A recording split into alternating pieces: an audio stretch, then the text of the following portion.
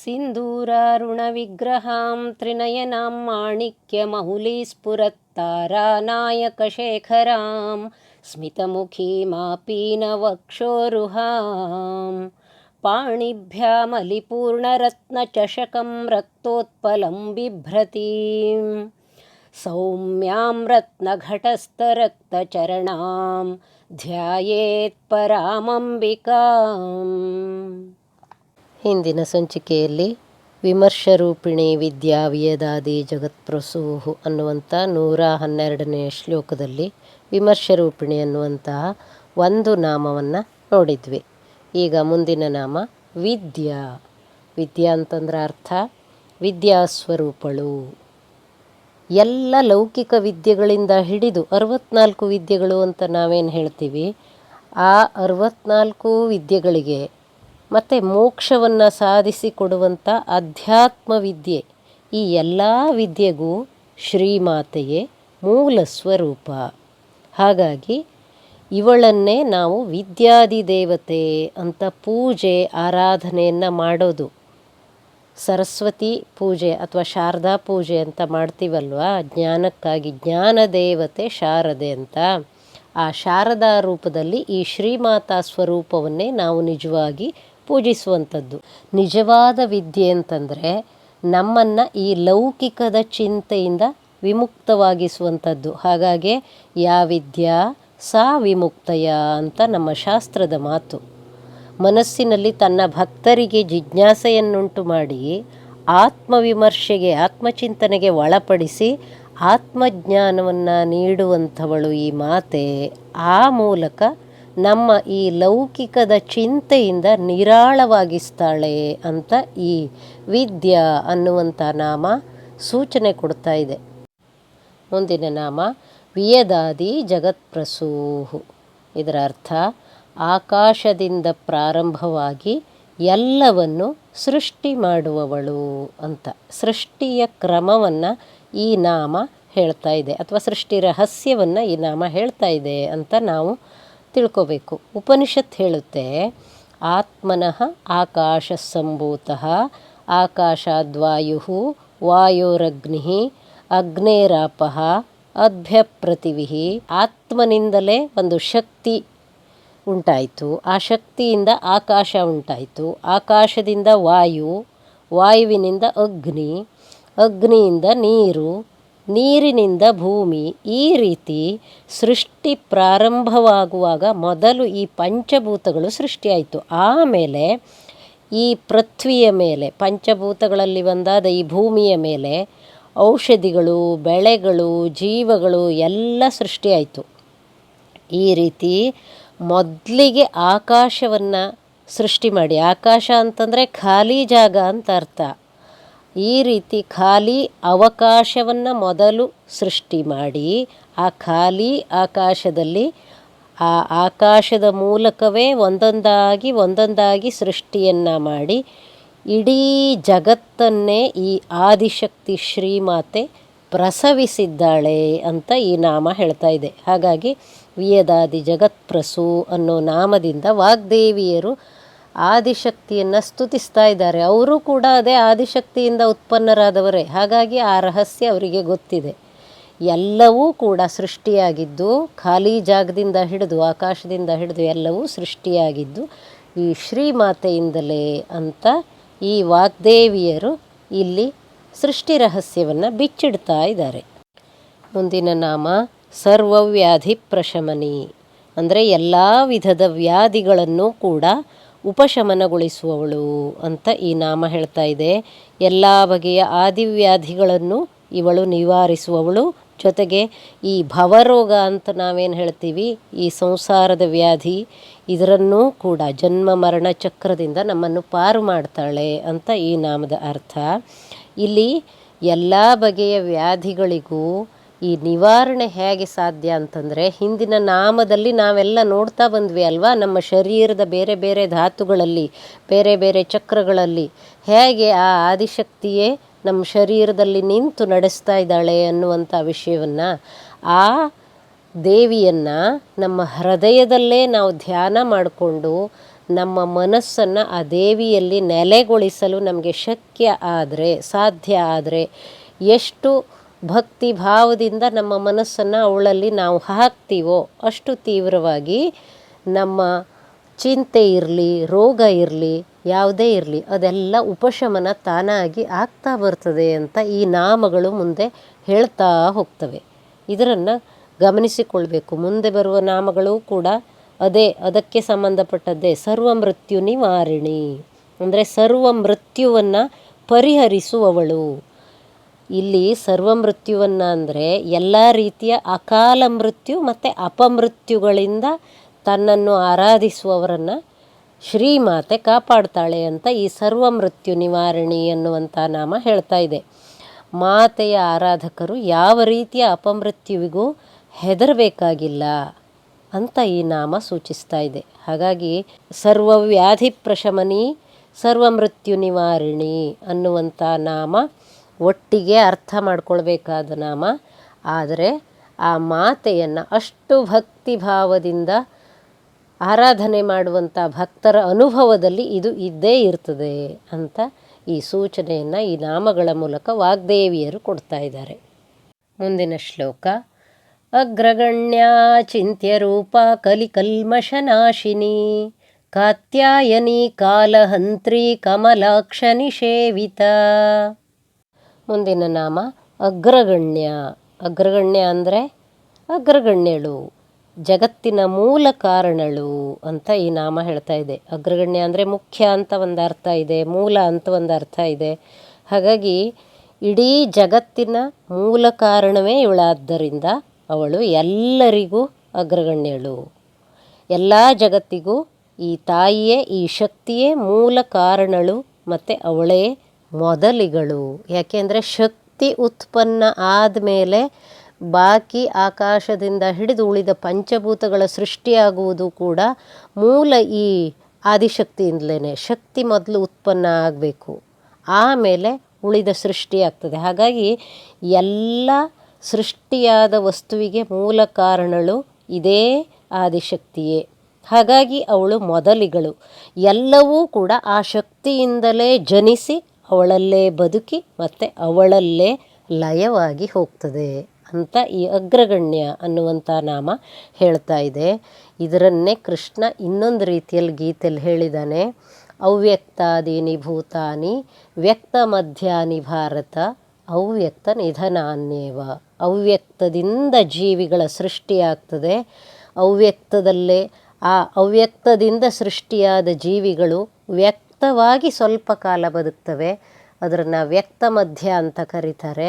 ಆಮೇಲೆ ಈ ವ್ಯಕ್ತ ಮಧ್ಯವೆಲ್ಲ ಮತ್ತೆ ತಾನು ಎಲ್ಲಿಂದ ಬಂದಿತ್ತೋ ಅದೇ ಅವ್ಯಕ್ತಕ್ಕೆ ಸೇರಿ ಹೋಗ್ತದೆ ಅಂತ ಕೃಷ್ಣ ಹೇಳುವಂಥದ್ದು. ಅದೇ ಅರ್ಥವನ್ನೇ ಇಲ್ಲಿ ಅಗ್ರಗಣ್ಯ ಅನ್ನುವಂಥ ನಾಮ ಬಿಚ್ಚಿಡ್ತಾ ಇದೆ. ಅಚಿಂತ್ಯ ರೂಪ, ಇದರ ಅರ್ಥ ಚಿಂತನೆಗೆ ಸಾಧ್ಯವಿಲ್ಲದ ಸ್ವರೂಪವುಳ್ಳವಳು, ಚಿಂತನೆಗೆ ನಿಲುಕದ ಸ್ವರೂಪ ಇವಳದ್ದು. ಈ ಜಗನ್ಮಾತೆ ಹೀಗೇ ಇದ್ದಾಳೆ ಅಂತ ಯಾವುದೋ ಒಂದು ರೂಪದಲ್ಲಿ ನಾವು ಅವಳನ್ನು ಚಿಂತನೆ ಮಾಡ್ತೀವಲ್ಲ, ಅದರಿಂದ ಅವಳ ಪೂರ್ಣ ಚಿಂತನೆ ಸಾಧ್ಯ ಇಲ್ಲ. ಅವಳಿಗೆ ನಿಜವಾಗಿ ರೂಪವಿಲ್ಲ, ಬಣ್ಣವಿಲ್ಲ, ಆಕಾರವಿಲ್ಲದ ನಿರಾಕಾರ ನಿರ್ಗುಣ ಸ್ವರೂಪಿ ಅವಳು. ಅವರವರ ಭಕ್ತಿಯಿಂದ, ಅವರವರ ಸಾಧನೆಯಿಂದ ಅವಳನ್ನು ನಮ್ಮ ಹೃದಯದಲ್ಲೇ ನಾವು ತಿಳಿಯಬೇಕಲ್ಲದೆ ಅವಳನ್ನು ಹೀಗೆ ಅಂತ ತಿಳಿಲಿಕ್ಕೆ ಬೇರೆ ದಾರಿಯೇ ಇಲ್ಲ. ಯಾಕೆಂದರೆ ನಿರಾಕಾರವನ್ನು ನಾವು ಯಾವ ರೀತಿ ಹೇಳ್ಬೋದು? ಆಕಾರ ಇದ್ದರೆ ಮಾತ್ರ ನಮಗೆ ಹೇಳಲಿಕ್ಕಾಗ್ತದೆ ಹೀಗಿದ್ದಾಳೆ ಅಂತ. ಆಕಾರವೇ ಇಲ್ಲದಿದ್ದಂಥ ಒಂದು ತತ್ವವನ್ನು ಈ ಆಕಾರಗೊಂಡಂಥ ನಾವು ಹೇಗೆ ವರ್ಣನೆ ಮಾಡಲಿಕ್ಕೆ ಸಾಧ್ಯ ಇದೆ? ಭಕ್ತಿಯ ಬಾಗಿಲಿನಲ್ಲಿ ನಾವು ಪ್ರವೇಶ ಮಾಡಿ ನಮ್ಮ ಆತ್ಮಜ್ಞಾನದ ಮೂಲಕವೇ ಅವಳನ್ನು ಅರಿಯಲಿಕ್ಕೆ ಸಾಧ್ಯವೇ ವಿನಃ ಬೇರೆ ದಾರಿ ಇಲ್ಲ ಅಂತ ಈ ನಾಮ ಅಚಿಂತ್ಯ ರೂಪ ಅನ್ನೋದಾಗಿ ನಮಗೆ ಸೂಚನೆ ಕೊಡ್ತಾ ಇದೆ. ಹಾಗಾದರೆ ಇಲ್ಲೊಂದು ಪ್ರಶ್ನೆ ಬರ್ಬೋದು. ಧ್ಯಾನ ಶ್ಲೋಕ ಕೊಟ್ಟಿದ್ದಾರೆ, ಆ ಧ್ಯಾನ ಶ್ಲೋಕದಲ್ಲಿ ದೇವಿಯ ಒಂದು ಚಿತ್ರಣವನ್ನು ಕೊಟ್ಟಿದ್ದಾರಲ್ಲ, ಇದಕ್ಕೇನು ಅರ್ಥ ಅಂತ. ನಮ್ಮ ಮನಸ್ಸು ಯಾವಾಗಲೂ ಆಕಾರವನ್ನು ಗ್ರಹಣ ಮಾಡ್ತದೆ, ನಿರಾಕಾರವನ್ನು ಗ್ರಹಿಸಲಿಕ್ಕೆ ಮನಸ್ಸಿನಿಂದ ಸಾಧ್ಯ ಇಲ್ಲ. ಹಾಗಾಗಿ ಒಂದು ಚಿತ್ರಣವನ್ನು ನಮ್ಮ ಮನಸ್ಸಿಗೆ ಭಾವಿಸಲಿಕ್ಕಾಗಿ ಆ ಧ್ಯಾನ ಶ್ಲೋಕ ಬಂದಿದ್ದೇ ವಿನಃ ನಮ್ಮ ಆಂತರ್ಯದಲ್ಲಿ ನಮ್ಮ ಮನಸ್ಸಿನ ಆಳದಿಂದ ಆ ಹೃದಯದಲ್ಲಿ ಧ್ಯಾನದಲ್ಲಿ ಮುಳುಗೋದಕ್ಕೆ ಸಹಾಯಕವಾಗುವುದಕ್ಕೆ ಮಾತ್ರ ಆ ಚಿತ್ರ ಅಥವಾ ಚಿತ್ರಣವೇ ವಿನಃ ಆ ಚಿತ್ರವೇ ದೇವಿಯಲ್ಲ ಅನ್ನೋದನ್ನು ನಾವಿಲ್ಲಿ ಸರಿಯಾಗಿ ಅರ್ಥ ಮಾಡ್ಕೋಬೇಕು. ಮುಂದಿನ ನಾಮ ಕಲಿಕಲ್ಮಶ ನಾಶಿನಿ, ಕಲಿಯ ಕಲ್ಮಶವನ್ನು ಕಳೆಯುವವಳು ಅಂತ ಈ ನಾಮ ಹೇಳ್ತಾ ಇದೆ. ಕಲಿಗಾಲದ ಪಾಪ ಮತ್ತು ದೋಷಗಳನ್ನು ಈ ದೈವೀ ಶಕ್ತಿಯಾದ ತಾಯಿ ಕಳೆದು ಹಾಕ್ತಾಳೆ. ಕಲಿಗಾಲದಲ್ಲಿ ಪಾಪ ಮಾಡೋದು ಹೆಚ್ಚು, ಆ ಪಾಪದ ಪರಿಣಾಮವನ್ನು ಅನುಭವಿಸಬೇಕಾದ್ದು ಕೂಡ ಹೆಚ್ಚೆ.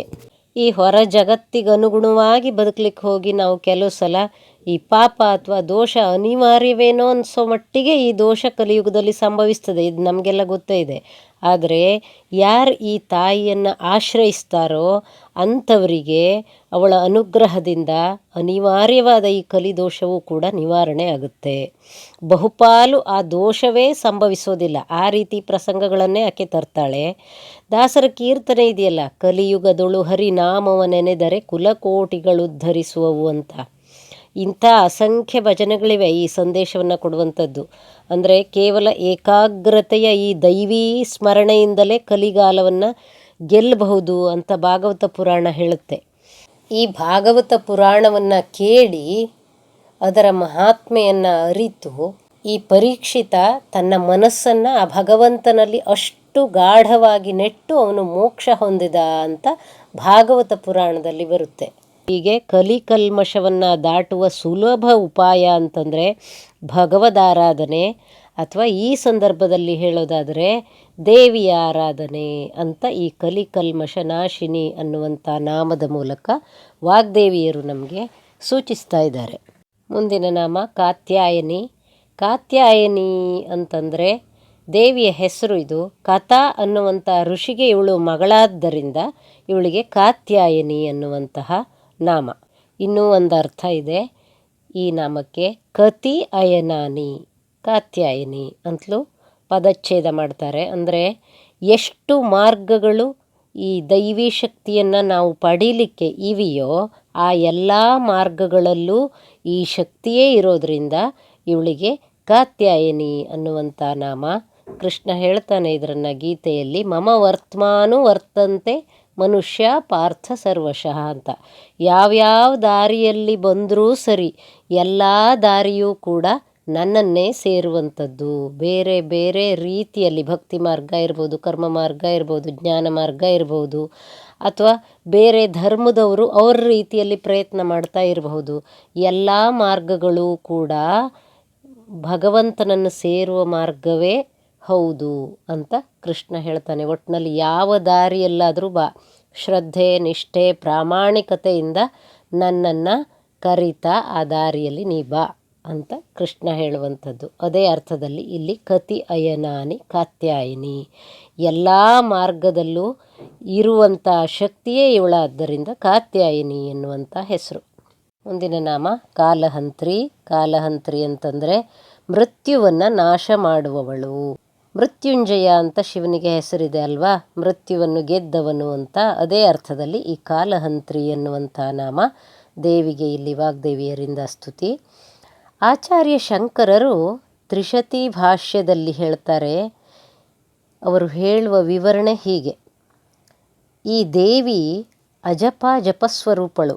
ಅಜಪ ಜಪ ಅಂತಂದರೆ ನಮ್ಮ ಉಸಿರಾಟದಲ್ಲಿ ಸೋಹಂ ಸೋಹಂ ಅಂತ ನಡೀತಾ ಇದೆ ಅಂತ ಹಿಂದಿನ ನಾಮದ ವಿವರಣೆಗಳಲ್ಲಿ ನೋಡಿದ್ವಿ ಅಲ್ವಾ. ಅದನ್ನು ಹಂಸ ಮಂತ್ರ ಅಂತ ಹೇಳ್ತಾರೆ, ಅಥವಾ ಅಜಪ ಜಪ ಅಂತಲೂ ಹೇಳ್ತಾರೆ ಅಂತೆಲ್ಲ ನೋಡಿದ್ವಿ ಅಲ್ವಾ. ಆ ರೀತಿ ನಮ್ಮ ಉಸಿರಾಟದಲ್ಲಿ ನಡೆಯುವ ಈ ಸೋಹಂ ಭಾವದಲ್ಲಿ ವಿಲೀನರಾದವರು, ಅಂದರೆ ಅವರವರ ಉಸಿರಾಟವನ್ನೇ ಗಮನಿಸಿಕೊಳ್ತಾ ಆ ಉಸಿರಾಟದಲ್ಲೇ ಲೀನರಾದವರು ಈ ಮನೋನ್ಮನಿ ಅವಸ್ಥೆಯನ್ನು ಪಡೀತಾರೆ. ಮನೋನ್ಮನಿ ಅಂತಂದರೆ ಪ್ರಾಣಶಕ್ತಿಯ ಸಂಚಾರದ ಮೇಲೆ ಸಾಧಕ ಏಕಾಗ್ರವಾದಾಗ ಈ ಪ್ರಾಣ, ಇಂದ್ರಿಯ ವೃತ್ತಿ ಮತ್ತು ಮನಸ್ಸು ಮೂರು ಲಯವಾಗಿ ಬಿಡ್ತದೆ. ಇದು ಮನಸ್ಸೇ ಇಲ್ಲದ ಅವಸ್ಥೆ. ಇದನ್ನು ಮನೋನ್ಮನಿ ಸ್ಥಿತಿ ಅಂತ ಕರೀತಾರೆ. ಅಂದರೆ ಆ ಹೊತ್ತಿನಲ್ಲಿ ಉಸಿರಾಟವೂ ಕೂಡ ಸ್ತಬ್ಧವಾಗಿರ್ತದೆ. ಉಸಿರಾಟ ಇದೆಯೋ ಇಲ್ಲೋ ಅನ್ನೋ ಅರಿವೂ ಕೂಡ ಆ ಸಾಧಕನಿಗೆ ಬರ್ತಾ ಇರೋದಿಲ್ಲ. ಮನಸ್ಸು ಇಂದ್ರಿಯಗಳೆಲ್ಲ ಸ್ತಬ್ಧವಾಗಿರುತ್ತೆ. ಆಗ ಆ ಸ್ಥಿತಿಯಲ್ಲಿ ದೇವಿ ಅಂದರೆ ಏನು ಅಂತ ಆ ಸಾಧಕನ ಅನುಭವಕ್ಕೆ ಬರುತ್ತೆ.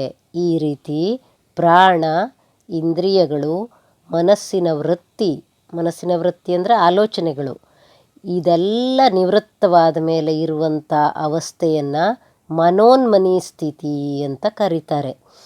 ಈ ಸ್ಥಿತಿಯಲ್ಲಿ ತನ್ನೊಳಗೆ ಆ ದೇವಿಯನ್ನು ಅನುಭವಕ್ಕೆ ತಂದುಕೊಂಡ ಸಾಧಕ ಏನಿದ್ದಾನೆ ಅವನು ಕಾಲದ ಹೊಡೆತಕ್ಕೆ ಮತ್ತೆ ಸಿಲುಕಲಾರ, ರೋಗದಿಂದ ಬಳಲಲಾರ. ಅವನಿಗೆ ರೋಗವಿಲ್ಲ, ಮುಪ್ಪಿಲ್ಲ, ಸಾವಿಲ್ಲ. ಯಾಕೆ ಅಂದರೆ ತನ್ನ ಸ್ವರೂಪ ಏನು ಅಂತ ಅವನು ಅರ್ಥಕೊಂಡಿರ್ತಾನೆ. ಆಗ ಅವನು ಬ್ರಹ್ಮಮಯನಾಗ್ತಾನೆ. ತನ್ನೊಳಗಿನ ನಿಜವನ್ನು ಕಂಡುಕೊಂಡಿರ್ತಾನೆ, ಅವ ಅನುಭವಿಸಿರ್ತಾನೆ. ಆ ರೀತಿ ತನ್ನ ಸ್ವರೂಪವನ್ನು ಅರಿತುಕೊಂಡ ಯೋಗಿ ಅಥವಾ ಸಾಧಕನನ್ನು ಕಾಲವು ಕಬಳಿಸಲಿಕ್ಕೆ ಸಾಧ್ಯ ಇಲ್ಲ ಅಂತ ಈ ಶಂಕರರ ವಿವರಣೆ. ಹಾಗಾಗಿ ಕಾಲಹಂತ್ರಿ ಅನ್ನೋ ನಾಮದಿಂದ ಇದೇ ಅರ್ಥವನ್ನು ಬಿಚ್ಚಿಡ್ತಾ ವಾಗ್ದೇವಿಯರು ಈ ನಾಮದ ಸ್ತುತಿಯನ್ನು ತಾಯಿಗೆ ಮಾಡ್ತಾ ಇದ್ದಾರೆ. ಯಾರು ಈ ತಾಯಿಯನ್ನು ಅಷ್ಟು ಮನಸ್ಸಿನ ಆಳದಿಂದ ಆ ರೀತಿ ಆರಾಧನೆ ಮಾಡ್ತಾರೋ, ಅಥವಾ ಉಸಿರಾಟವನ್ನು ಗಮನಿಸ್ತಾ ತಮ್ಮ ಮನಸ್ಸು, ಪ್ರಾಣ ಮತ್ತು ಇಂದ್ರಿಯ ವೃತ್ತಿ ಎಲ್ಲವನ್ನು ಲಯ ಮಾಡಿಕೊಂಡು ಆ ಸಮಾಧಿ ಸ್ಥಿತಿಗೆ ತಲುಪ್ತಾರೋ ಅಂಥವರಿಗೆ ಈ ಕಾಲವನ್ನು ಗೆಲ್ಲುವ ಸಾಮರ್ಥ್ಯವನ್ನು ಅವರೊಳಗಿನಿಂದ ಈ ತಾಯಿಯೇ ಕೊಡ್ತಾಳೆ ಅನ್ನುವಂತಹ ಸೂಚನೆ ಇದು. ಇದನ್ನು ಸರಿಯಾಗಿ ವಿಚಾರಿಸಿ ಅರ್ಥಕೋಬೇಕು. ಕಮಲಾಕ್ಷನಿ ಸೇವಿತ ಅಂತ ಮುಂದಿನ ನಾಮ. ಇದರ ಅರ್ಥ ಕಮಲಾಕ್ಷ ಅಂದರೆ ವಿಷ್ಣು, ವಿಷ್ಣುವಿನಿಂದ ಆರಾಧಿತಳಾದವಳು ಅಂತ. ಈ ವಿಷ್ಣು ತನ್ನ ವಿಷ್ಣುತ್ವವನ್ನು ಪಡೀಲಿಕ್ಕೆ ಹಾಗೂ ಜಗದ್ರಕ್ಷಣೆ ಮಾಡುವಂತಹ ಕಾರ್ಯಕ್ಕೆ ಆದಿಶಕ್ತಿಯಿಂದಲೇ ಆಜ್ಞಪ್ತ. ಆದಿಶಕ್ತಿಯೇ ಆ ಕೆಲಸಕ್ಕಾಗಿ ಜಗದ್ರಕ್ಷಣೆಗಾಗಿ ವಿಷ್ಣುವನ್ನು ನಿಯಮಿಸಿದೆ ಅಂತ ನೆನಪಿಡಬೇಕು ನಾವು. ಇಲ್ಲಿ ಆದಿಶಕ್ತಿ, ಶ್ರೀಮಾತೆ ಅಂತ ನಾವು ಮೂಲ ಚೈತನ್ಯವನ್ನೇ ಆರಾಧನೆ ಮಾಡ್ತಾ ಇದ್ದೀವಿ, ಅದೇ ಪರಬ್ರಹ್ಮ ಸ್ವರೂಪವನ್ನು. ಹಾಗಾಗಿ ಆ ಮೂಲ ಚೈತನ್ಯವನ್ನೇ ಸೃಷ್ಟಿ ಕಾರ್ಯ ಮಾಡುವಂಥ ಬ್ರಹ್ಮ, ಜಗದ್ರಕ್ಷಣೆ ಮಾಡುವಂಥ ವಿಷ್ಣು ಹಾಗೂ ಜಗತ್ತನ್ನು ಲಯಗೊಳಿಸುವಂತಹ ಶಿವ, ಮೂರೂ ಶಕ್ತಿಗಳು ಕೂಡ ತಮ್ಮ ಕಾರ್ಯಕ್ಕಾಗಿ, ಆ ಕಾರ್ಯವನ್ನು ನಡೆಸುವ ಶಕ್ತಿಗಾಗಿ ಈ ಆದಿಶಕ್ತಿಯನ್ನು ನಿರಂತರ ಸ್ಮರಣೆ ಮಾಡ್ತಾ ಇರ್ತಾರೆ. ಯಾಕೆಂದರೆ ಅವಳಿಂದಲೇ ಅವರು ಶಕ್ತಿಯನ್ನು ಪಡ್ಕೊಳ್ಳೋದು ಅನ್ನೋ ಅಂಶವನ್ನು ನಾವು ನೆನಪಿನಲ್ಲಿ ಇಟ್ಕೋಬೇಕು. ಹಾಗಾಗಿ ಇಲ್ಲಿ ಕಮಲಾಕ್ಷನಿ ಸೇವಿತ ಅನ್ನುವಂಥ ನಾಮ. ಶಂಕರ ಭಗವತ್ಪಾದರು ಕೂಡ ಸೌಂದರ್ಯ ಲಹರಿಯ ಒಂದು ಶ್ಲೋಕದಲ್ಲಿ ಹೇಳ್ತಾರಲ್ಲ, ಹರಿಸ್ತ್ವಾಮಾರಾಧ್ಯ ಪ್ರಣತ ಜನ ಸೌಭಾಗ್ಯ ಜನನೀಂ ಅಂತ ಒಂದು ಶ್ಲೋಕ ಇದೆಯಲ್ಲ, ಇದು ಅದನ್ನೇ ಹೇಳುವಂಥದ್ದು. ಮುಂದಿನ ಶ್ಲೋಕ. ತಾಂಬೂಲ ಪೂರಿತ ಮುಖಿ ದಾಡಿಮಿ ಕುಸುಮ ಪ್ರಭಾ ಮೃಗಾಕ್ಷಿ ಮೋಹಿನಿ ಮುಖ್ಯ ಮೃಡಾನಿ ಮಿತ್ರರೂಪಿಣಿ.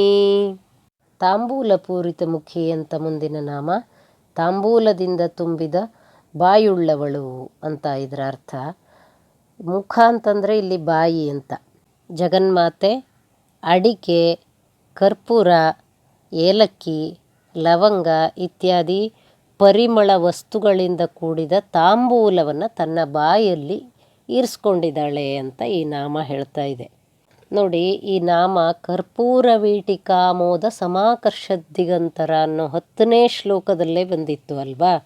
ಅದನ್ನು ಒಂದು ಸ್ವಲ್ಪ ನೆನಪು ಮಾಡ್ಕೋಬೇಕು.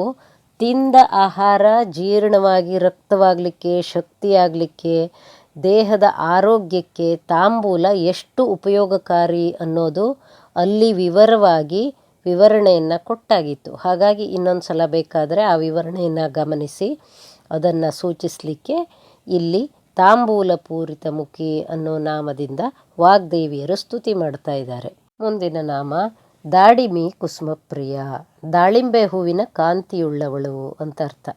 ದಾಳಿಂಬೆ ಹೂವು ಅಂತಂದರೆ ಈ ಹಣ್ಣು ಬಿಡೋ ದಾಳಿಂಬೆ ಇರ್ತದಲ್ಲ, ಆ ಹೂವಿನ ವಿಷಯವನ್ನು ಇಲ್ಲಿ ಹೇಳ್ತಾ ಇಲ್ಲ.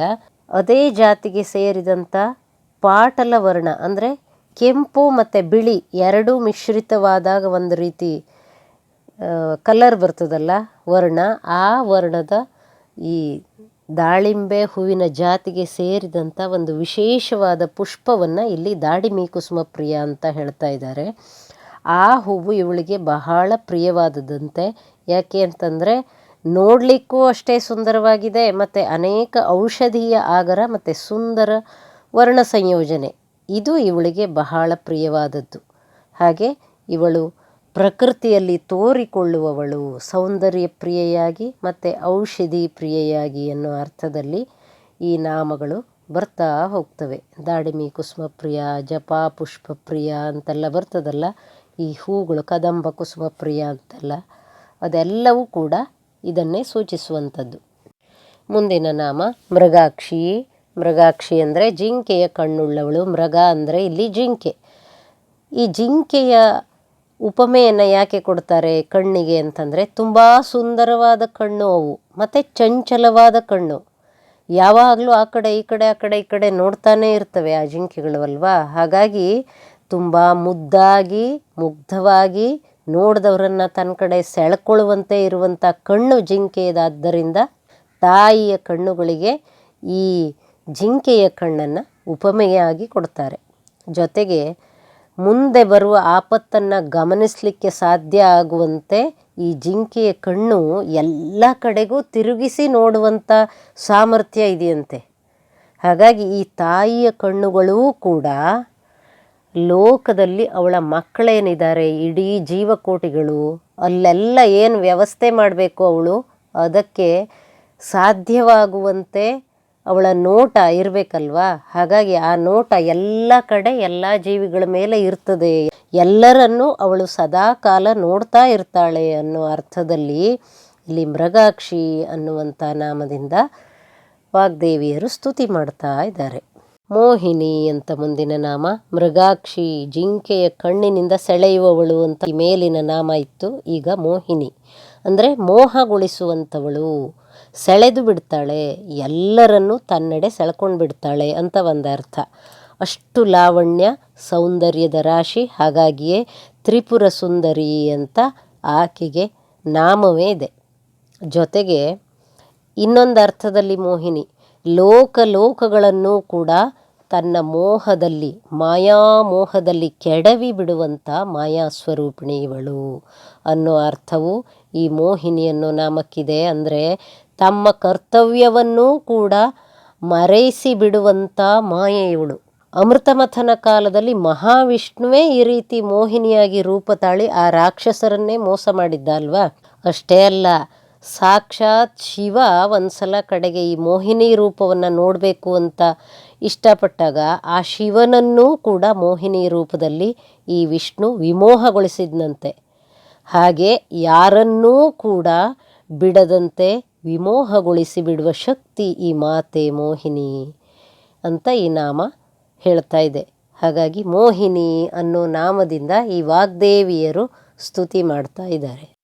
ಮುಂದಿನ ನಾಮ ಮುಖ್ಯ. ಮುಖ್ಯ ಅಂತಂದರೆ ಮುಖ್ಯಳಾದವಳು, ಮೂಲಳಾದವಳು. ಅಗ್ರಗಣ್ಯ ಅನ್ನೋ ನಾಮ ಬಂದಿತ್ತಲ್ಲ, ಅದೇ ಅರ್ಥದಲ್ಲಿ ಎಲ್ಲ ಜೀವಕೋಟಿಗಳಿಗೂ ಈ ಮೂಲ ಶಕ್ತಿ ಅಥವಾ ಆದಿಶಕ್ತಿಯೇ ಮೂಲವಾಗಿರೋದರಿಂದ ಅವಳೇ ಮೂಲ ಅಥವಾ ಅವಳೇ ಮುಖ್ಯ ಅಂತ ಈ ನಾಮದ ಅರ್ಥ. ವೇದ ಹೇಳ್ತದೆ ಸತ್ಯವೇ ಸರ್ವ ಜಗತ್ತಿಗೂ ಮೂಲ ಅಂತ. ಆ ಸತ್ಯವೇ ಈ ಭಗವತಿಯಾದ್ದರಿಂದ ಅವಳು ಎಲ್ಲಕ್ಕೂ ಮುಖ್ಯಳು ಅಂತ ಈ ನಾಮದ ವಿವರಣೆ. ಮುಂದಿನ ನಾಮವನ್ನು ನೋಡೋದಾದರೆ ಮೃಡಾನಿ. ಮೃಡಾನಿ ಅಂದರೆ ಮೃಡನ ಪತ್ನಿ. ಮೃಡ ಅಂದರೆ ಶಿವ. ಶಿವ ಅಂದರೆ ಸುಖವನ್ನು ನೀಡುವವನು ಅಂತ ಅವನಿಗೆ ಮೃಡ ಅಂತ ಹೆಸರು. ಆ ಮೃಡನ ಪತ್ನಿಯಾದ ಮೃಡಾಣಿ ಅಂದರೆ ಸುಖವನ್ನು ನೀಡುವವಳು ಇವಳು ಕೂಡ ಅನ್ನೋ ಅರ್ಥದಲ್ಲಿ ಮೃಡಾನಿ ಅಂತ ನಾಮ ಬಂದಿದೆ. ಮುಂದಿನ ನಾಮ ಮಿತ್ರರೂಪಿಣಿ ಅಂತ. ಮಿತ್ರರೂಪಿಣಿ ಅಂದರೆ ಎರಡು ಅರ್ಥ ಇದೆ. ಒಂದು ಸೂರ್ಯ ರೂಪದಲ್ಲಿರುವವಳು ಅಂತ, ಮಿತ್ರ ಅಂದರೆ ಸೂರ್ಯ. ಹಾಗೆ ಸ್ನೇಹಿತರ ರೂಪದಲ್ಲಿರುವವಳು ಅಂತಲೂ ಅದಕ್ಕೆ ಅರ್ಥ. ಈ ಸೂರ್ಯನ ಪ್ರಕಾಶವೇ ಅವಳಾದ್ದರಿಂದ ಸೂರ್ಯ ನಮಗೆ ಬೆಳಕು ಮತ್ತು ಶಾಖವನ್ನು ಕೊಡ್ತಾನಲ್ಲ, ಅದಕ್ಕೆಲ್ಲ ಮೂಲ ಕಾರಣ, ಮೂಲ ಶಕ್ತಿ ಈ ಶ್ರೀಮಾತೆಯೇ, ಆದಿಶಕ್ತಿ. ಹಾಗಾಗಿ ಸೂರ್ಯನ ರೂಪದಲ್ಲಿರುವವಳು ಅವಳೇ ಅಂತ ಈ ನಾಮದ ಒಂದರ್ಥ. ಹಾಗೆ ನಾವು ಆರಾಧನೆ ಮಾಡುವಾಗ ನಮ್ಮ ಫ್ರೆಂಡ್ ರೀತಿ ಅವಳನ್ನು ಕಂಡು ಅಷ್ಟು ಆತ್ಮೀಯ ಭಾವದಿಂದ ನಮ್ಮ ಭಾವನೆಗಳನ್ನು, ನಮ್ಮ ಚಿಂತೆ ದುಃಖ ಏನಿದೆಯೋ ಅದರನ್ನೆಲ್ಲ ಮನಸ್ವಿ ಹಂಚಿಕೊಂಡ್ರೆ, ಆ ರೀತಿ ಸ್ನೇಹಿತೆಯಾಗಿ ಅಥವಾ ನಮ್ಮ ಆತ್ಮೀಯಳಾಗಿ ಅವಳು ನಮಗೆ ಒಲಿದು ಬಂದು ಪರಿಹಾರವನ್ನು ಹೇಗೂ ಸೂಚಿಸ್ತಾಳೆ ಅನ್ನೋ ಅರ್ಥದಲ್ಲಿ ಈ ಮಿತ್ರರೂಪಿಣಿ ಅನ್ನೋ ನಾಮ ಬಂದಿದೆ. ಈ ದೇವಿಯನ್ನು ನೀನು ಫ್ರೆಂಡ್ ಮಾಡ್ಕೋ ಅಂತ ಈ ನಾಮ ಅಂತರಂಗದಲ್ಲಿ ನಮಗೆ ಸೂಚನೆ ಕೊಡ್ತಾ ಇದೆ. ಅಷ್ಟು ಆತ್ಮೀಯವಾಗಿ ಆರಾಧನೆ ಮಾಡುವಂಥ ವಾಗ್ದೇವಿಯರು ಹೇಳ್ತಾ ಇದ್ದಾರೆ. ಇದನ್ನು ನಾವು ಗಮನಿಸಿಕೊಳ್ಬೇಕು. ನೋಡಿ, ತ್ವಮೇವ ಮಾತಾ ಚ ಪಿತಾ ತ್ವಮೇವ ಅನ್ನುವಂಥ ಶ್ಲೋಕದಲ್ಲೂ ಇದು ಬರ್ತದೆ ಅಲ್ವಾ. ತ್ವಮೇವ ಮಾತಾ ಚ ಪಿತಾ ತ್ವಮೇವ ತ್ವಮೇವ ಬಂಧು ಚ ಸಖಾ ತ್ವಮೇವ. ಸಖ ಅಂತಂದ್ರೆ ಏನು? ನನ್ನ ಆತ್ಮೀಯ ಸಖ ನೀನು, ಗೆಳೆಯ ನೀನು ಅಂತ ನಾವು ದೇವರಿಗೆ ಹೇಳುವಂಥ ಸ್ತುತಿ ಅಲ್ವಾ ಅದು. ಅದೇ ಅರ್ಥದಲ್ಲಿ ಇಲ್ಲಿ ಮಿತ್ರರೂಪಿಣಿ ಅನ್ನುವಂಥ ನಾಮವು ತೆರೆದುಕೊಳ್ಳುತ್ತದೆ. ಇನ್ನೂ ಒಂದು ಅರ್ಥ ಇದೆ ಈ ಮಿತ್ರರೂಪಿಣಿ ಅನ್ನುವಂಥ ನಾಮಕ್ಕೆ. ನಾವೆಲ್ಲರೂ ಜೀವಾತ್ಮರು. ಈ ಜೀವಾತ್ಮ ಬಂದಿದ್ದೆಲ್ಲಿಂದ? ಪರಮಾತ್ಮನಿಂದ.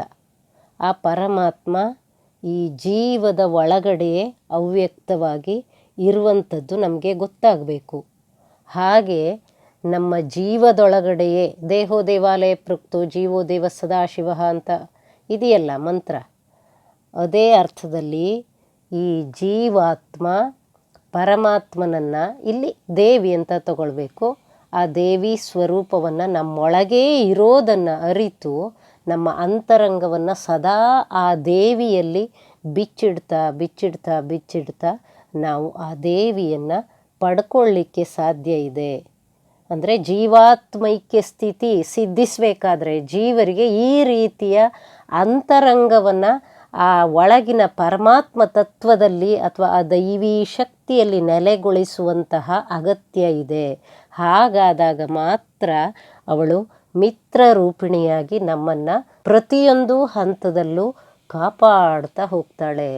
ಆಗ ಈ ಜೀವಿಗೆ ಮರಣ ಭಯವಾಗಲಿ, ರೋಗ ಭಯವಾಗಲಿ ಅಥವಾ ಲೌಕಿಕದ ಯಾವುದೇ ಸಂಗತಿಯ ಭಯವಾಗಲಿ ಕಾಡೋದೇ ಇಲ್ಲ ಅಂತ ಈ ನಾಮದ ನಿಜವಾದ ಒಳಸೂಚನೆ.